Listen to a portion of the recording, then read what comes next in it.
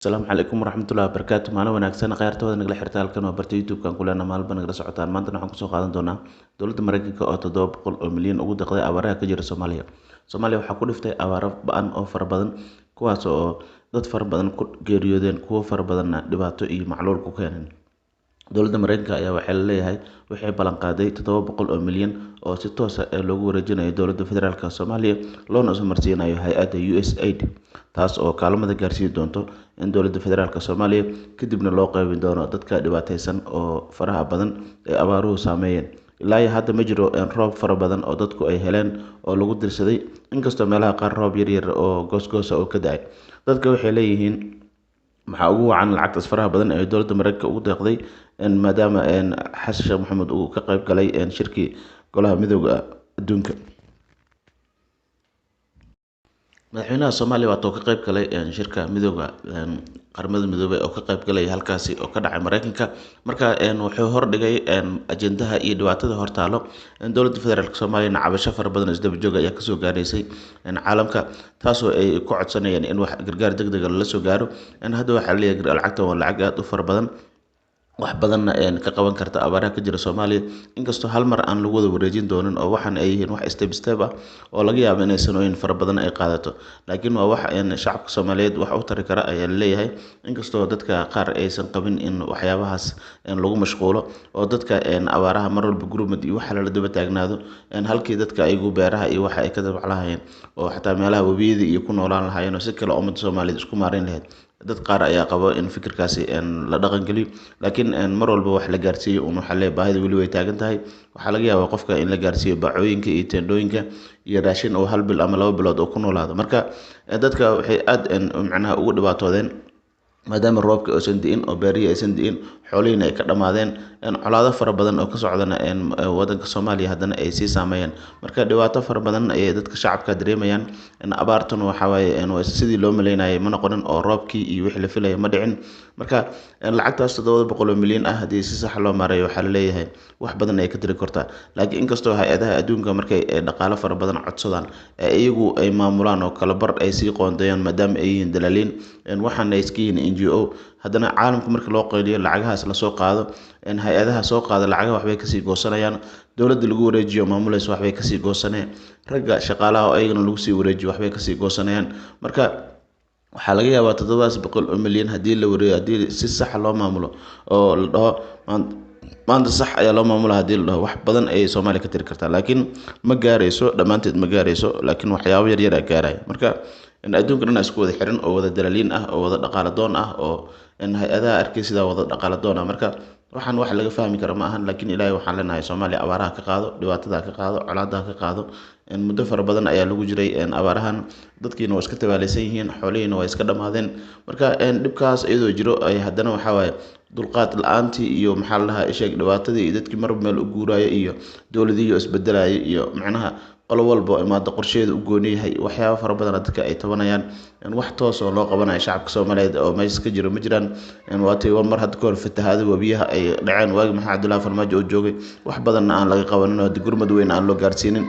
Haddana waa sidii oo kale idin abaari waa sidoo kale dowladda federaalka Soomaaliya wax badan maysan gaarsiin oo waxyaabo yar ayay gaarsiisay.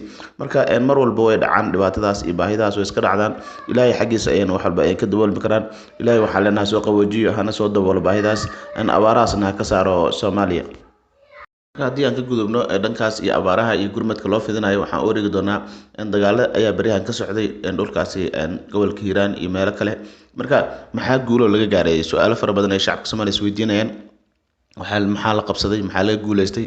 Marka dowladda federaalka Soomaaliya iyo macawisleyda iskaashanaya meelo badan ayay qabsadeen deegaano fara badan oo ay ka mid tahay Aboore meesha la yiraahdo iyo Aqabley meel la yiraahdo, meelo kale oo fara badan ay qabsadeen, tuulooyin fara badan oo aad u fara badanna way qabsadeen, jab fara badanna way gaarsiineen ururka Al-Shabaab. Dowladda iyo dhankooda naftooda waxbaa soo gaaray, laakiin sida Shabaab uma badno. Marka waxaa la leeyahay dowladda Soomaaliya iyo macawisleyda dagaalkooda iyo gulufkooda wax badan ay qabteen, waxayna isku fureen nimanka meesha la yiraahdo Matabaan iyo Beledweyne waa la isku furay. Waxaa kaloo la isku furay Beledweyne iyo Maxaas meesha la yiraahdo. Marka dagaalku halkaas ayuu ka socday, guulo fara badan ayayna ka gaareen maadaama saddexdaas degmo la isku furay. Hadda waxaa loo jihaystay dhankaas iyo Buloburte in la isku furo iyo Maxaas. kadibna loo soo jeesto dhankan halgan haddana dagaalka uu kusii fido oo dagaalada weli way socdaan oo ilaa xudunta dhan oo dhexda in ay dagaalada ka socdaan. Marka in aad iyo aad ay dagaalada isoo tarayaan, waxaa waaye marka dambeysa dagaalada isoo tarayaan. Ururka al-shabaabna baraashirka ku batay maalin maahan watay caldheer oo ka cabaadayay oo dhahayay qabaa'ilka nagu hay dhibaatada waan ka guuleysan doonaa, meel ayaan iska saari doonaa. Marka dagaaladii way sii kordheen, wayna sii bateen. Hadda waxaan arkaynay gobolka Shabeellaha Hoose gudoomiyaheeda Ibraahim Najax ninka la yiraahdo ayaa wuxuu yiri waxaan ka codsanaynaa wasiirada iyo dowladda federaalka nimanka ku matala koonfur galbeed iyo xildhibaanada waa inay kasoo qayb qaataan oo haddana ay iclaamiyaan dagaalka dhana ururka al-shabaab. Wuxuu dhahay galmudug iyo meesha nimanka la yiraahdo hiiraan dhaqaaqa ay sameeyeen oo kale waa inaan sameynaa wax badan aan ka qabanaa ishaga ururka al-shabaab aanan ka xoreynaa gobolka Shabeellaha Hoose maadaama ay ku badan yihiin, xarun aad ay ugu badan yihiin gobolka Shabeellaha Hoose maadaama ay tahay waa inaan wax ka qabanaa. Marka waa lagu sii kacayaa nimanka marba meela loogu sii kacayaa dagaalku waa sii badanaa hubkii waa lasii qaadanaa. Waxaa arkaysaa oday 70 jir ama 80 jir ah oo dhahaya waan dagaalama sababtoo meel aan ku noolaada ma leh, xoolahaygii waa la qaatay, dhibaataa lagu hayaa, waa lagu soo duulay, meel aan u fakada ma lahan, nolosha ciriiriya nooga dhigeen ilaa dagaalan galayna waa 75 jir ama 80 jir odagaas. Marka xaaladda hadda way kasii dartay. Ururka al-shabaabna baraashir weyn ah fuulay oo dhan walba kasoo fuulay.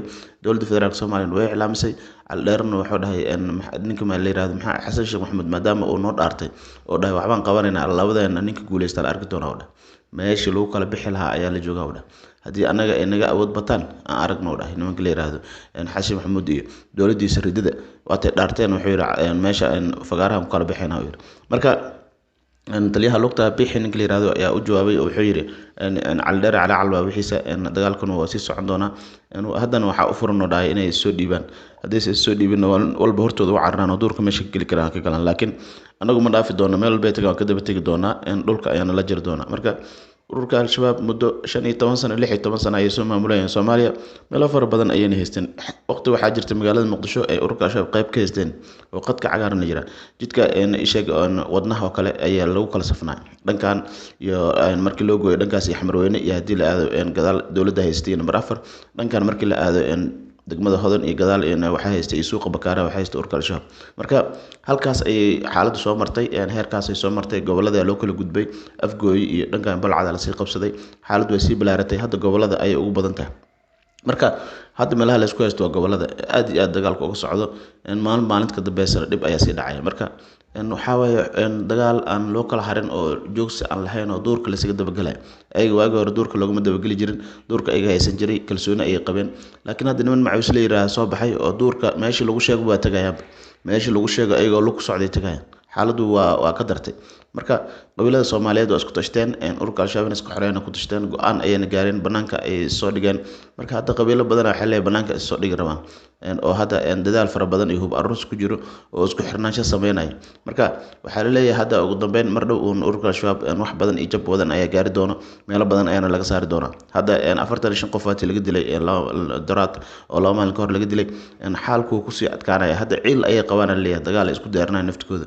Marka waxaan leenahay Ilaahay Soomaaliya hal wajaha u yeelo, dhibaatada faraha badan ha ka saaro, qofkii dulmi wadana Ilaahay ha ka saaro oo hawada ha ka bixiyo. Sababtoo dulmi ma fiicno, ummadda Soomaaliyeed iska noolaato ay iska shaqaysato nolosheedu maaraysta fiican, laakiin mar walba dulmi iyo dagaal iyo fowdo iyo dagaal waxba ma taray.